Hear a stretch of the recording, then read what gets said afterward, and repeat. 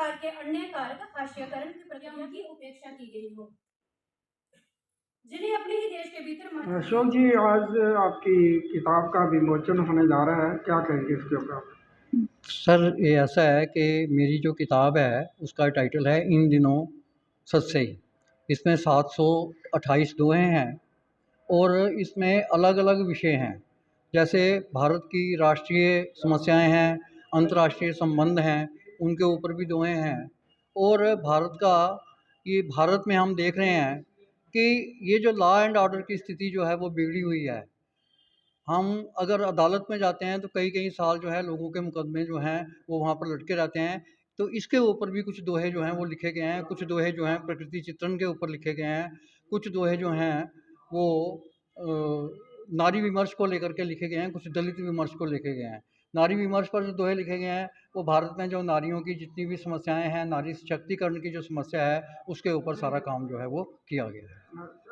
अशोक जी, ये बताइए कि अब तक कितनी आपने अपनी किताबी जो है संग्रह निकाल चुके हैं और उनमें ज़्यादातर आपका विषय क्या रहता है? देखिए, ये मेरा 5वां काव्य संग्रह है और 5 मेरे आलोचना की किताबें जो हैं वो प्रकाशित हो चुकी हैं। एक जो है मेरा वो थीसिस जो है वो प्रकाशित हो चुका है और 7 किताबें जो हैं वो मेरी लगभग संपादित हैं। तो ये अलग अलग विषयों के ऊपर संपादित हैं। एक किताब जो संपादित है वो भारत की जो अलग अलग समस्याएं हैं, उन समस्याओं को साहित्य में किस तरीके से लिया गया है, उसके ऊपर काम जो है वो हुआ है। समाज के लिए जो एक कला के साथ जुड़े हुए चाहे लेखक है, कवि है, वो किस तरह से काम करते हैं समाज को जो है कई कुरीतियाँ रहती हैं उसको उजागर करने में? देखिए, ये 2-3 तरीके का काम होता है।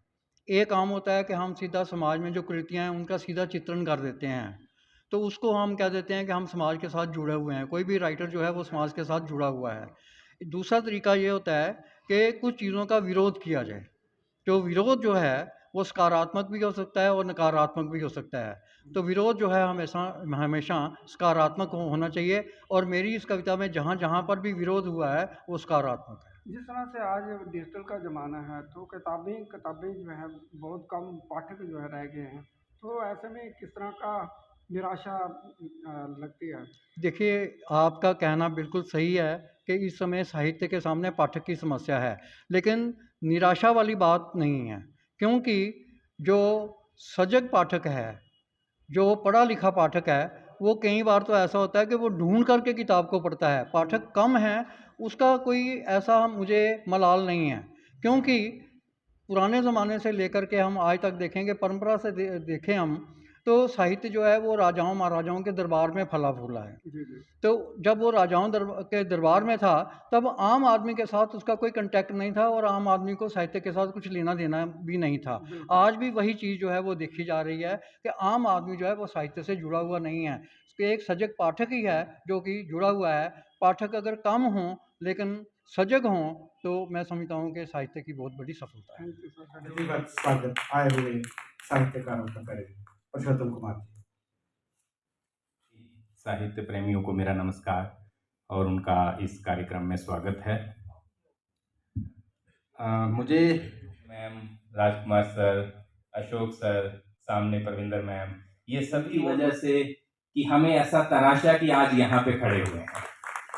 तो इस कार्यक्रम की हमेशा एक ऊर्जा जो है वो, एक प्रेरणा जो है वो मिलती रहती है कि अधिकांश मैम में बैठे हैं। मैम, आपका बहुत बहुत स्वागत है इस कार्यक्रम में, आप आए।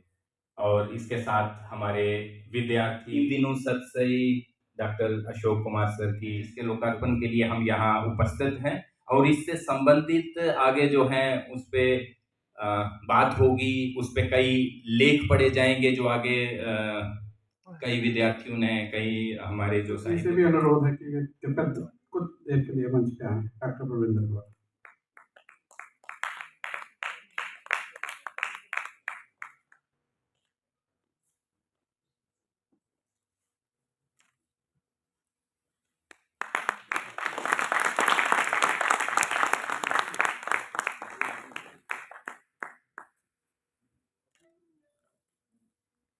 इन दिनों सत्सई में हाशिए के स्वर।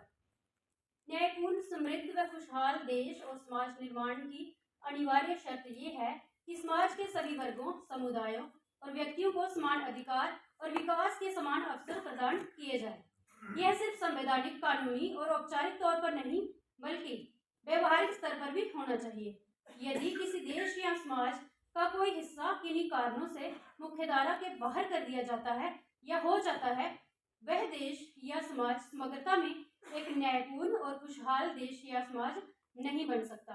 हाशिए का अर्थ है किनारा, मार्जिन, सीमा रेखा, शोर। हाशिया शब्द उस व्यक्ति, समूह या समुदाय को वर्णित करता है। तो उन टिप्पणियों के लिए मैं सबसे पहले